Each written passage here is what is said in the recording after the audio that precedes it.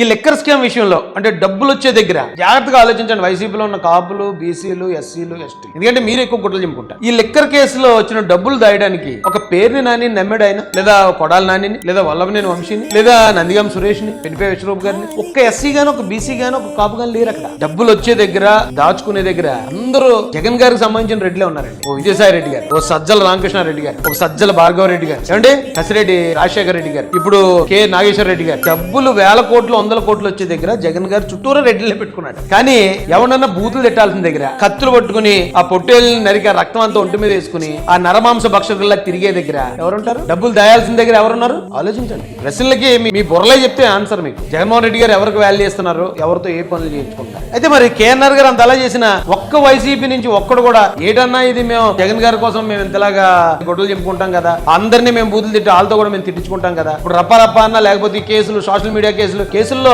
తప్పు చేసి జైలుకి వెళ్ళిన వాళ్ళు రెడ్లు ఎవరైనా ఉన్నారా? కొర్ర రవీంద్ర రెడ్డి కూడా ఒకడు ఉంటాడేమో తప్ప ఉన్న వాళ్ళందరూ కాపులు ఉంటారు, ఎస్సీలు ఉంటారు. ఎక్కువగా ఎస్సీలు ముఖ్యంగా మళ్ళీ నా జాతోళ్ళు ఉంటారు. మాలోళ్ళు కేసులకు వెళ్లాల్సిన దగ్గర మీరు, గొడవలు పెట్టుకోవాల్సిన దగ్గర మీరు, దాడులు చేయాల్సిన దగ్గర మీరు, అవతల పార్టీలో ఉన్న మీ కులస్తుల్నే దూషించి నీచంగా మాట్లాడే దగ్గర మీరు. కానీ డబ్బులు దాయాల్సిన దగ్గర, ఆస్తులు సంపాదించుకునే దగ్గర, వందల కోట్ల రూపాయల సామ్రాజ్యాలు సృష్టించుకునే దగ్గర ఎవరున్నారు జగన్ గారి చుట్టూ? ఆలోచించండి. ఆలోచిస్తే మీకే అర్థమవుతుంది.